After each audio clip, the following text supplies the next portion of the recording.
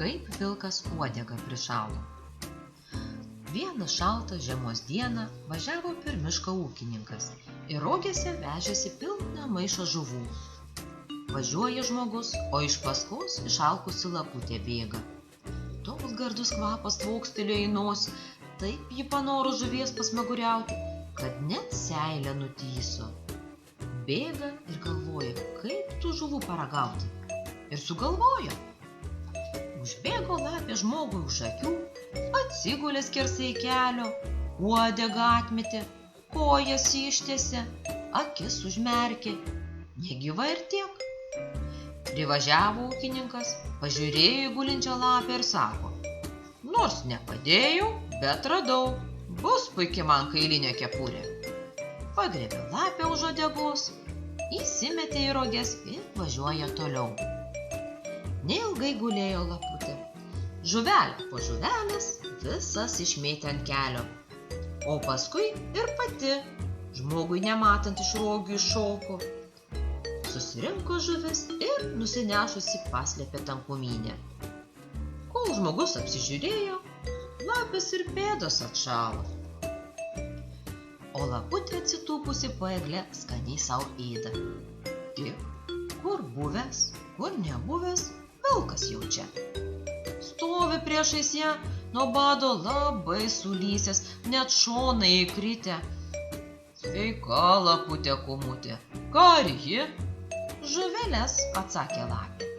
Kumutė, duok ir man paragauti, aš taip išalkęs, kad vos ne vos kojas pavilku. Supykusi numetė vilkui kelias menkas žuveles. Duok daugiau. Prašo vilkas, tavo žuvelės labai skanios. Kur aš gausiu daugiau, atsikalbinėjo lapė. Eik meldžiamasis ir prisižvejok, man irgi nelengva jas buvo susigauti. Kaip aš eisiu, kad nemoku, skundžiasi vilkas. Einam, pamokysi mane žvejoti. Einam, man negaila, sutiko lapė. Ir nusivedė vilką prie ežero, kur juodavo žvejų iškirstos eketės. Kad nori žuvies gauti, kišk uodegą į eketę.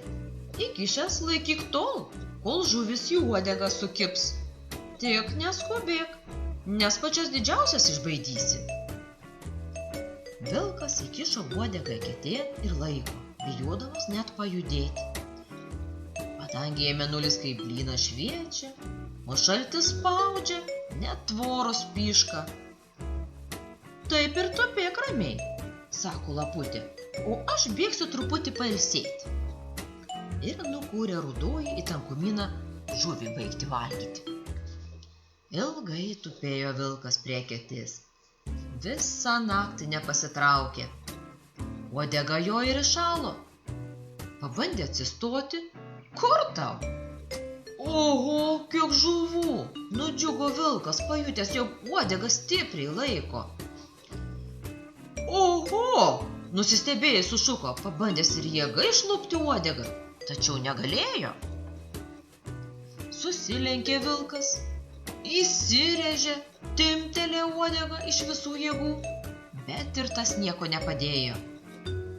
Nusigando pilkis. Ėmė šokinėti ir daužytis, tačiau ledas nekrust. Iš ryto ėjo moterys į ežerą vandens ir pamatė vilką. Pamačiusios ėmė šaukti, rėkti. Vilkas, vilkas, muškit jį, muškit. Greitai subėgo visas kaimas vilkui kailį karšti. Mato vilkas, kad viskas gali baigtis blogai. Ir ėmė šokinėti, kiek tik jėgos beturėdamas. Šoko kelis kartus į viršų, uodega pokšt ir nutrūko, kaip pakulinis siūlas.